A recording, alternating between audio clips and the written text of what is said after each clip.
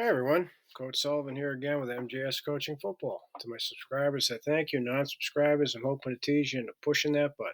This past fall, I completed my 38th year coaching football, and I was a defensive coordinator. But over that time, I've also been an offensive coordinator, special teams coordinator, longtime head coach, and all of this at both the collegiate and high school levels. In this presentation, I want to talk to you about what we call tennis, which is one of our payload games, right? Three-man pass line stunt. Okay. And this is a two penetrator game. So non-subscribers gonna have to push the button to find out why. Okay. So over here, I'm gonna go over the key terms with you to help you understand how the assignments work and how we determine which side the call is on.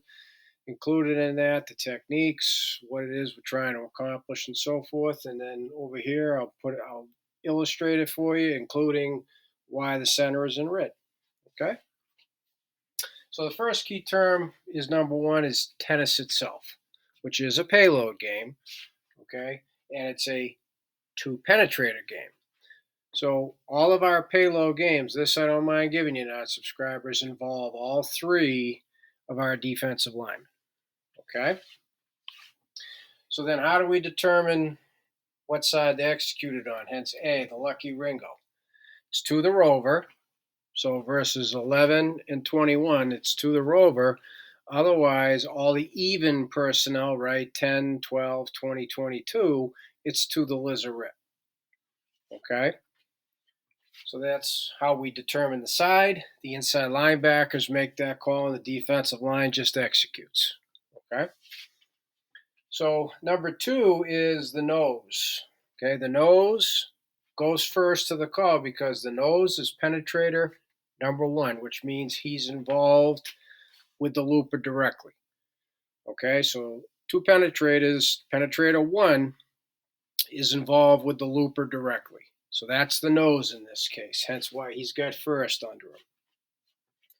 And so what he's going to do, he's going to stab A gap to the call. So this is a Ringo. Right, I got the rover there. Say it's 11. Right, he's going to stab A gap to the call. He's going to pick the guard using a bull rush. Okay, that's what he's going to do. So what stab means technique-wise and all, when we get to it over here, I'll give you a better explanation. So then this is how we teach it. Number three, the defensive end to the call, right? So now it's Ringo, therefore it's the stud.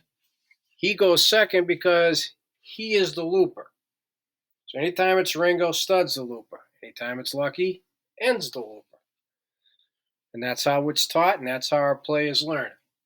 So then what, in this case, the stud's going to do, he's going to flash C, okay, which again, that technique I'll share with you over there. It's just a quick flash C, so it's a pretty good mesh, hence flash.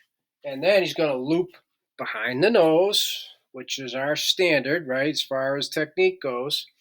And then the designated blocker is the center, which is why the center is in red. Okay?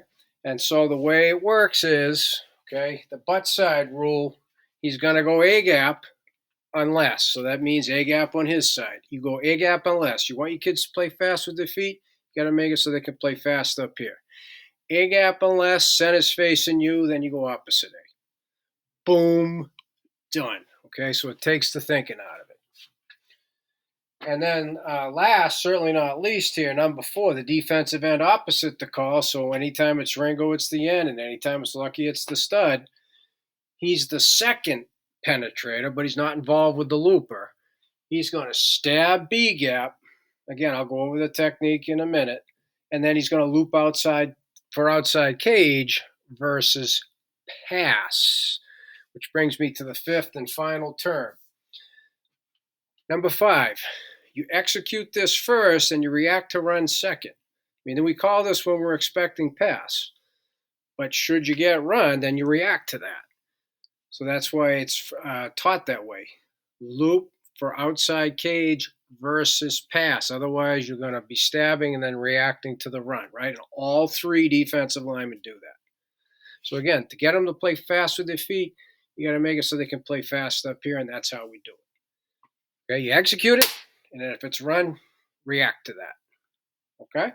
So now over here, let's just, for the sake of the presentation, it is pass. Okay, whether it's a hard set or soft set, it's irrelevant. So we're going to say we get this. Okay, so there's the pass set. So we'll start off with our nose, right? Penetrator number one, because he's directly involved with the looper. It's a Ringo, so he's going to stab a gap. And what stab means is you get vertical in the gap. Penetrate, get vertical, get upfield, right? It's pass. We need you to get vertical and threaten the pass protection. And so his aiming point's the near fin. Obviously, if the guard doesn't look at him, he doesn't pick him. He just keeps on going. If the guard is looking ahead and or turning towards him, that's where the pick and the bull rush comes in. Okay? So just by taking that course, if the guard were looking into the B gap area, that's a natural pick. So it's just a slight step, lateral 45 up the field, and then you are getting penetrated. That's what's meant by stab the gap. Okay? So now we get to defensive end to the call, right? Going second to looper. Flash. He's literally just going to take a quick little step, quick little head and shoulder fake. That's all. It's just flash, right? Because normally in our odd front, the defensive end is, pass protection with the tackle. Okay, tackle's looking out. So it's just a quick head and shoulder fake. So now I'm going to do this in blue, right? Flash, boom. Quick head and shoulder, just flash it. And now remember, right? A gap unless. So I'm going to do that solid. And that's behind the nose. So that should mesh up quickly because it's just a quick flash, right? Head and shoulder fake. So now if the center, who is the designated blocker, we're facing him, that is the only time he would be getting into the opposite A gap. Okay? And so tennis puts an awful lot of strain on this triangle, the two guards in the center, which is why we run it. Okay? I don't mind telling you this, non-subscribers. Payload, we want to pressure, add some pressure to the pass protection, B gap to B gap. Well, tennis specifically, these three. So now, penetrator number two, the end, right? Not involved with the looper. He is stabbing B gap, getting vertical. The tackle looks out. He might possibly draw the guard with him. And if he does, and the center's facing, stud's unblocked. If he doesn't, and the guard's looking here, he's unblocked. Or you're going to force a running back into one-on-one with a hard charging up the field defensive end, right? So he's going to stab the B gap vertically, and then now you get the pass. He's going to loop outside cage. Now, that being said, if he's not blocked, he's got a chance for the sack. He's taking it. Okay, he's taking it. But that's why we execute tennis.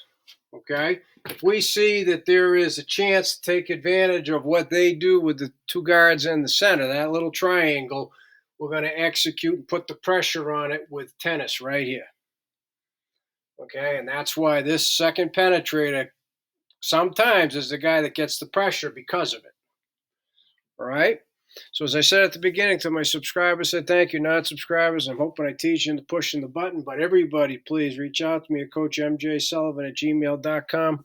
Love to talk football with you. I want to thank you for watching MGS Coaching Football, and I want to thank YouTube for providing this platform.